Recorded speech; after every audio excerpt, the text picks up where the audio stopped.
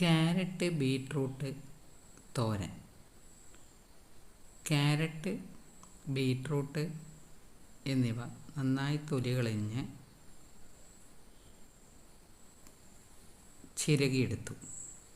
അതിൻ്റെ കൂടെ പയർ ചെറുതായി അരിഞ്ഞത് വേറെ, പച്ചമുളക്, ഉള്ളി, തേങ്ങ ചിരകിയത്, ഉപ്പ്, മഞ്ഞൾ ഇവയൊക്കെ റെഡിയാക്കി വെച്ചു.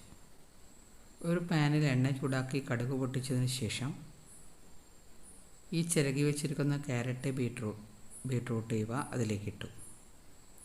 വേറൊരു പാത്രത്തിൽ പയർ ചെറുതായി അരിഞ്ഞത് കുറച്ച് വെള്ളത്തിൽ ഒന്ന് വേവിക്കാൻ വെച്ചു. ഏകദേശം ഒരു 2 ടേബിൾ സ്പൂൺ വെള്ളം മാത്രമേ ഒഴിച്ചിട്ടുള്ളൂ.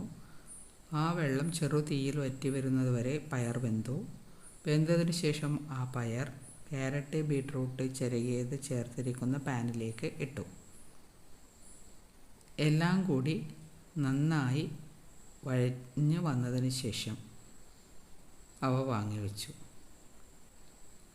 നല്ല ക്യാരറ്റ് ബീട്രൂട്ട് തോരൻ തയ്യാറായി.